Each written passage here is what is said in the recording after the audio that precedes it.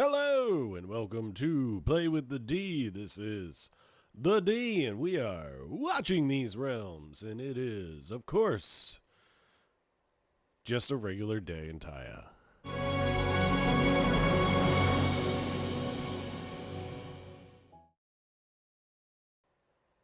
We do, however, have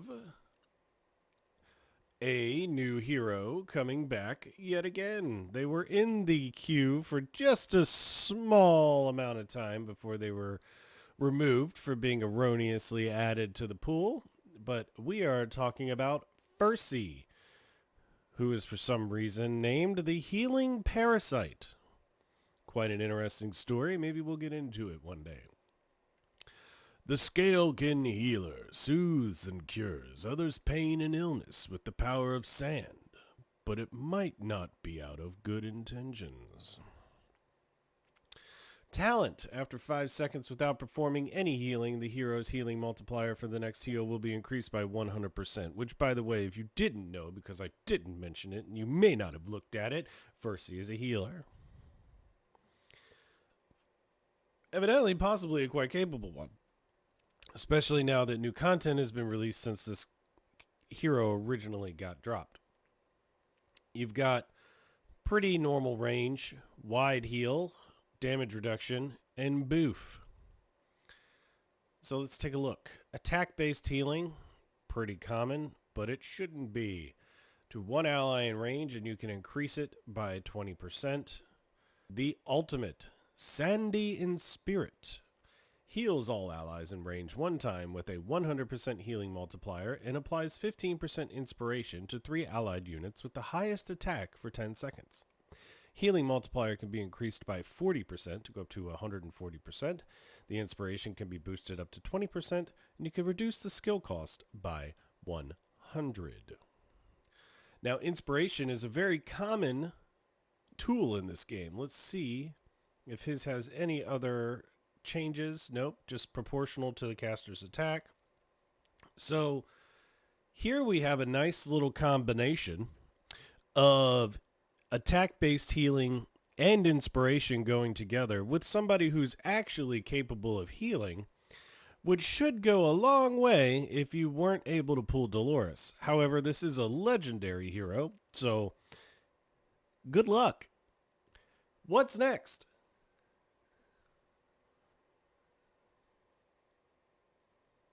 Well, whenever an ally in range receives an AoE damage, Sand's Bestowal will give them healing increased by 10%. Let's reread this. Well, Sand's Bestowal. Whenever an ally in range receives AoE damage, their received healing is increased by 10% for 10 seconds. This effect can be triggered one time every 40 seconds. Now, the received healing can be increased by 10%. The duration can be increased by 2 seconds. And the trigger interval can be reduced by 5 seconds. So that means that for 12 seconds, it'll be casting every 35 seconds. So you'll have roughly 20 seconds where it's not actually being cast. And then you will have the boosted healing. Not bad. A little bit of utility. Plus the inspiration. Very nice. Very nice. A little rage regen to go along with that attack. And you might be popping this in spirit off quite a few times. You know, maybe the Immortal Codex. Good place for him. Or her. I'm not sure yet. Good place for Ferssi. Applies AoE damage reduction to allies in range, which is a passive called Sand Aegis, and the AoE damage reduction can be increased up to 20%. Huh, that's actually interesting. AoE damage taken minus 5%, which can go up to a total of minus 25%, I'm guessing, and takes effect only when stronger than the current buff or debuff on the same attribute. Now, this goes along with the ask that the players have had for a while now that we need some kind of indicator. We need some kind of indicator of what the debuffs are that are applied to not only the enemies, but our own heroes. That would be very good information to have, very applicable.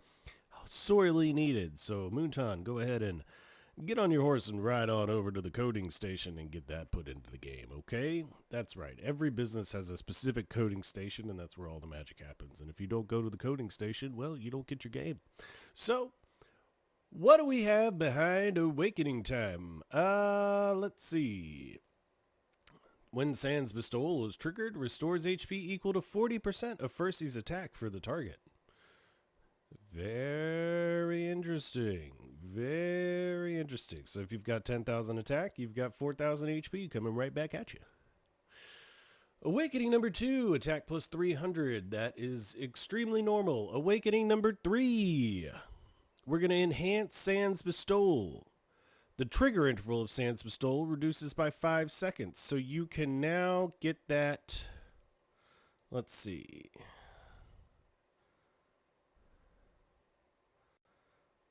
Oh, okay. So this is reading it as if it's already applied. And the other one takes off 5 seconds. So that means you could be doing it for 15 seconds every 30 seconds. So basically on and off again every 15 seconds. I like it. I like that a lot. Good luck getting 4 of them. What's behind this one? Rage Regen. That's extremely useful for this hero, and I like it. Awakening number 5. Increases healing multiplier by 20% for 10 seconds after receiving AoE damage. So, yeah. Lots of healing, lots of utility, lots of use in the Immortal Codex for sure. Gear Raid 2, plausibly. Anywhere that you've got to hunker down and battle it out, which is a lot of places. Take a look at how long their story is. Holy smokes, that's a long story. We'll look into that in a little while. Where does this hero's attack land? Wow. Base of 47.99. That's not bad to work with for a healer. 11,000 HP base, so that's good. Cost of 18 is pretty high considering some of the healers in this game. But I think with the added inspiration utility on this one, that's not going to be the end of the world. The range, okay, so you get the vortex range. So I take back what I said about the range. The range is not anything to laugh at all. Once he's fully promoted, he gets that nice juicy vortex and hollow range. You love to see it. 2200 magic res. Just throwing out numbers for the sake of throwing out numbers. Any reviews? No. All right. So that is what we've got coming in terms of new heroes. That is going to be on a banner with Hex.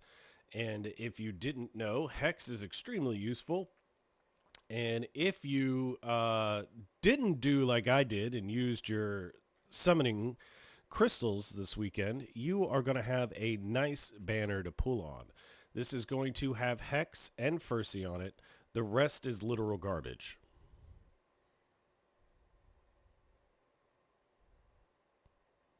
So you're going to be crunching down some epics, or you're going to be coming out of this with at least an A5 Theowen and some faction trials fodder for Titus. There's going to be a regular crazy invocation as well.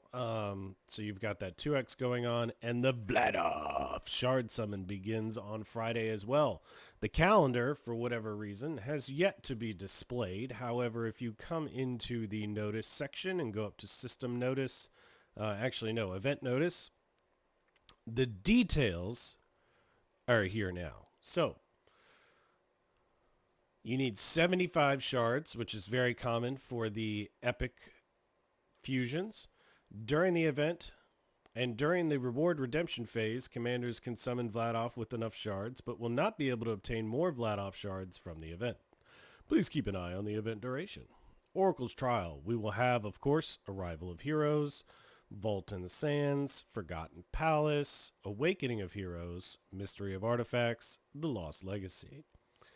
And as per usual out of these, you can win 10, 7, or 5. If you win the tournament, you will get 10 to 15 depending on how you do. So let's take a look. Arrival of Heroes, 10. Vault in the Sands, 5. So that's 15. Forgotten Palace, 5. That's a total of 20. Awakening of Heroes, 10. That's a total of 30. Mystery of Artifacts, 5. That brings us up to 35. And Lost Legacy, another 5, rounding us out at a nice 40. So 40 milestone reward shards from the tournaments. And depending on where you're bracketed, you're extremely likely to win some additional shards. So keep that in mind.